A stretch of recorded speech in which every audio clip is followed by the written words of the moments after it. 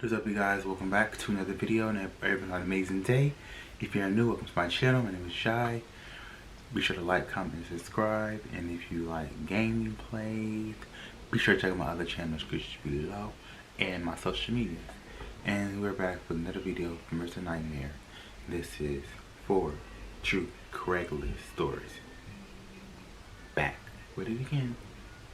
Let's watch.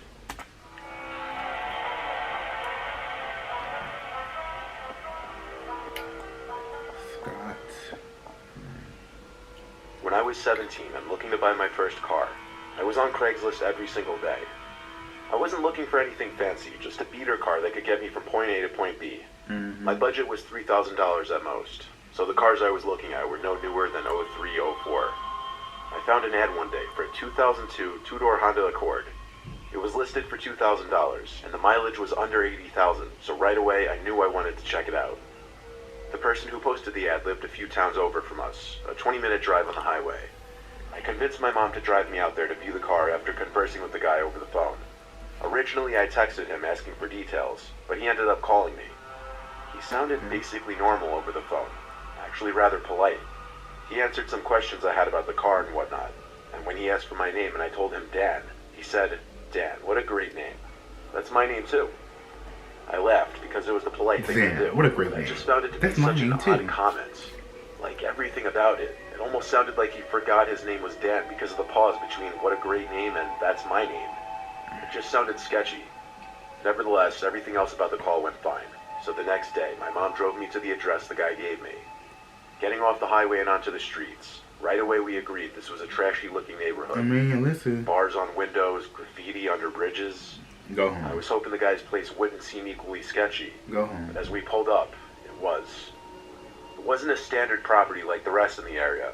The entrance to the property was between two houses. It wasn't a driveway, just some low-key road that led into an inlet with 2 more houses. Every house was crammed between other houses and buildings. But there I saw it, the Honda Accord, which was, I guess, what you'd call the driveway for this house. My mom and I stepped up to the front door and rang the bell. We didn't know if it rang or not because we couldn't hear anything, so I knocked. One of the windows opened out of nowhere, and a man's voice said, "Come inside, the door's unlocked." Why didn't we went come over the inside? door, and my mom stopped me and whispered, "Are you sure you want to go in there?" I said, "Yeah." I let ourselves in, expecting to be greeted by Dan. The inside of this place was kind of dark. Not a lot of natural light came in through the minimal windows. "Hello?" I said. "Yeah, over here," the voice called. It was a deeper voice than I heard on the phone. "Dan?" I asked. "Yeah," he said. I began walking through the little kitchen, closer to his voice. My mom grabbed my shoulder and stopped me. She whispered in my ear, "We're leaving." The man's voice now came from beyond this door at the end of the kitchen. He called up, "Down here, we can do the transaction here." My mom and I left the house in a hurry. As we were hurrying to my car, a lady at the next building over called to us. She came hurrying down from her front porch, warning us not to go in there. Then she asked why we were there, and we explained that I came to buy a car, but that he was calling us into his basement. The woman said that she's been concerned about that man living next door for months, and she thinks he's up to no good, and that he constantly has random cars pull up in the driveway in the middle of the night. We asked if his name was Dan. She said she wasn't sure, but that she vaguely remembered the guy introducing himself as Mike. She told us to just get far away from the house immediately, and so we did. I called the police. It's disturbing to know my mom and I may have been murdered in that basement if we went down there. Like, how could we do a transaction before even viewing the car or agreeing on anything? Better question why in the basement. Am I going on? The whole thing screams trap. He's supposed to answer the door. I don't know what else he could have wanted to do to us, more specifically me, in that basement. So no police? Alright, they're gonna leave it at that.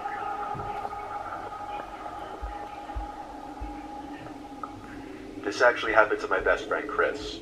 His family had just bought a new TV, and they were thinking of just throwing their old one away. Chris's older brother, John, suggested to their dad, Rick, that they could sell the old TV on Craigslist to make some easy cash. Since the family never used Craigslist, John said he could set up the ad for him, since John's girlfriend used Craigslist before. So John put up an image of the TV with the description, "Used 55-inch Samsung 4K TV for $200. He also put Rick's phone number, so if anyone was interested, they could just call or text him. A week later, Rick got a call from a guy who introduced himself as Toby, and he said he was interested in the TV and wanted to know if he could come by the house at 10 o'clock that same night to pick it up. Rick said sure, and he sent Toby his address. Later that night, while Rick, Chris, and John waited outside the house for Toby to come so they could help him load the TV into his car, Rick got a call from Toby, and he said he wouldn't be able to make it to the house because he was almost out of gas. So he and Rick agreed to meet in the parking lot of a Circle K. After Rick got off the phone, him, Chris, and John loaded the TV in the back of Rick's pickup truck. Red flag number and they took off to the Circle K, where Toby said he was at, which was 15 miles away from the house. You got no gas. When they got there, you want me they to pulled meet up in a somewhere? parking space next to the gas pumps. Toby was filling up his car, a black Nissan Altima. A few minutes later, a tall, heavy-set bald guy with a goatee walked over to Rick's truck and said he was Toby. He told Rick that since the TV was big, it would most likely not be able to fit in his car, so he suggested that they could just follow him back to his house, and Rick agreed with him. Flag number 3. After a few minutes of driving on the main highway, they got onto a back road, which looked sketchy because there was nothing but trees on either side of the road, and it was filled with potholes. Toby texted Rick and said his house was at the end of the road. So you're telling me the place that was supposedly 55 Toby's inch house can slide didn't up look in like a house at all. The back. It looked more like a tall, abandoned building. When they got out of the truck, Toby told them to untie the TV from the back so they could start unloading it. After they untied the TV, they turned around and saw 3 large men emerge from the back of the car, and they all pulled out guns, including Toby. They threatened to kill them if they didn't give them all they had on them. Rick, Chris, and John didn't hesitate, so they all gave the guys their wallets and phones, and they obviously took the TV too. After taking everything they had, the guys got back in the car and drove away. When Rick, Chris, and John got home, Chris and John told their mom everything that went down, and Rick called the cops and told them the whole story, and even gave them the license plate number for the car since he memorized it. Alright, good. To this day, Chris's family never heard of any arrest being made. Nope. That was the one and only time the family ever used Craigslist. Too bad, too sad. Okay. First of all, red flag number 1, 10 at night. 2, you're out of gas and you want me to meet somewhere at night, secluded. 3, this 55 inch can't fit in the back of your car. I know it's got to be some maneuvering around, even pulling the back seat, the passenger seat, you know. And 4, you want me to follow you to your house. The first one happened for me, especially at night. I would not want to meet somebody at night. That's just me. That's just me.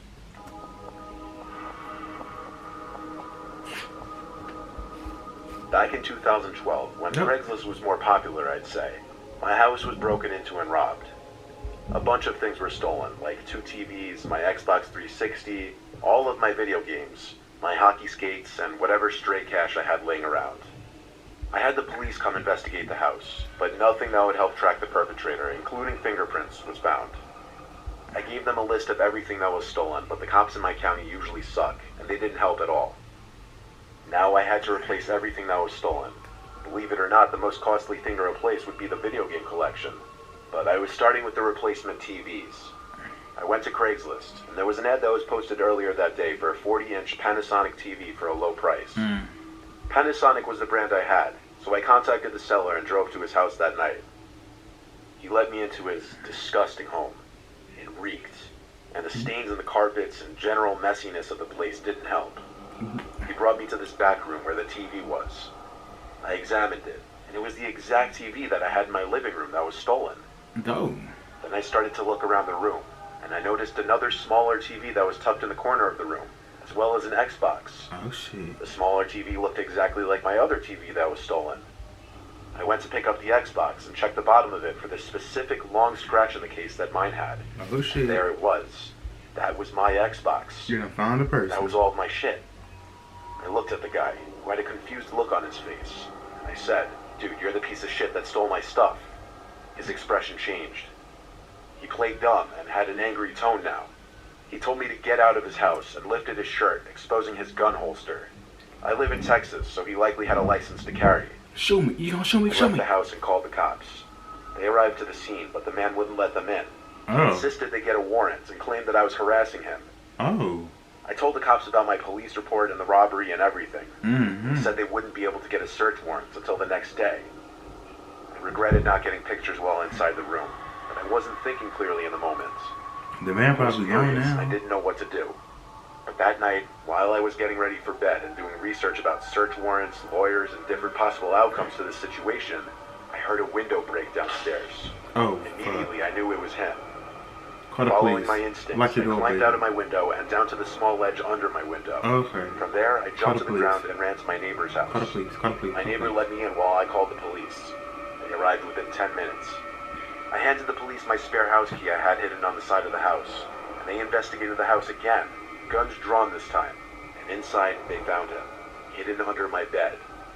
If that's not terrifying, I don't know what is. When I said earlier that cops usually suck, yeah, this was the one time I actually loved cops here. And yes, it was the man who posted the Craigslist ad. He actually broke into my house to kill me that night, as he had his gun on him. Oh. Why else would he be hiding under my bed? That doesn't sit well with me, even to this day. He was found guilty of breaking and entering with intent to commit murder beyond a reasonable doubt, and was sentenced to 10 years in prison. 10 years. Even still, I moved to a new town and changed my number. I tried to strip any possible trail that could Armed lead that man to me robbery, when he gets out. attempted I'm sure murder. he's out by now for alleged good That's got to behavior. be like at least That's the 30. part that scares me the most. All of this, over less than $1,000 worth of items. I don't know. It actually makes me sick. I think Craigslist is one of the most dangerous places on the internet you could go. Craiglist is the devil.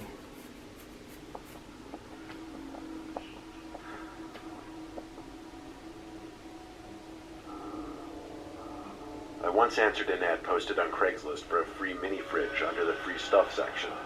I was setting up what people would call a man cave in my basement, and I needed a mini fridge for under the bar to store beers and other drinks inside. I checked the address on maps, and the house was apparently waterfront, sitting over a tall cliff overlooking a huge lake. The person who was texting me said his name was John, but that he wouldn't be in the house, just his elderly mother. He told me when I got there I'd have to let myself in and go to the far right bedroom for the foyer, as his mom is hard at hearing and she's very slow. Sounds sketchy. I thought for a second, what if instead of me answering this ad, it were a bad person and they totally took advantage of the situation? It sounded almost too easy to rob this old woman's house. Well, I coordinated a time with John to go to his mother's house. Around sunset, and I gotta say, as I pulled up to the long dirt path to the property, seeing that big house sitting at the top of the hill with the sun setting in the background over the cliff, it was beautiful. Before going into that house, I admired the view of the lake below for a couple minutes. Then I texted John that I was there. He repeated his instructions to just let myself in and go to the room to the far right, as his mom would be waiting in the bedroom. He reminded me she's very old and I'd have to do all the lifting myself. I said that's fine. I entered the house through the front door, which was left ajar. Right away I was hit with the smell of cotton. It reminded me of the smell of my grandma's house. I followed his directions and went to the door on the far right, which led me to a narrow hall. The house seemed rather large from first impressions. I would have brought As I someone went with down me. this hall, the smell of cotton suddenly shifted to this horrible smell. Literally, it smelled like death, like a rotting animal. I entered the doorway at the end of this She hall, did. and the smell in that room was unbearable.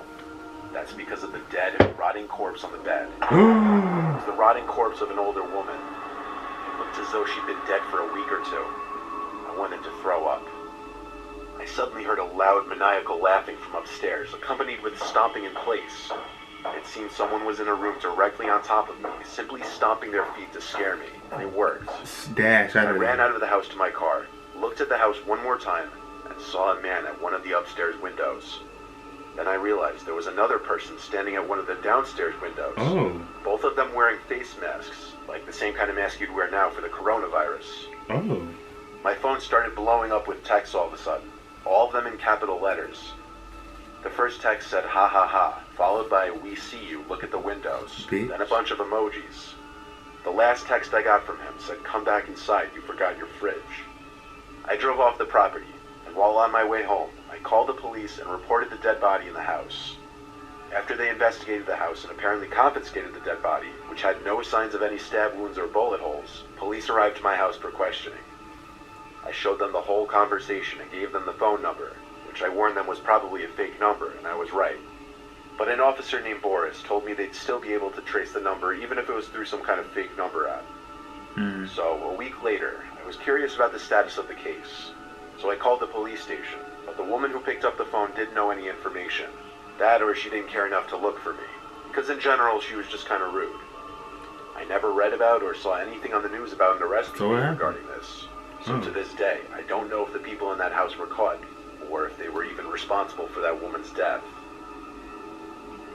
You know what, Craigslist is not the place to be to search for anything. It's real sketchy. It's real sketchy. Too many red flags. Never, you don't trust it. There's so many other websites that's legit. That's really there for it, like OfferUp, and it's another website, another app that I would go to. But no, Craigslist. Why is Craigslist still even around? That's what I want to know. That's what I want to know. It's the perverts for me. That's no.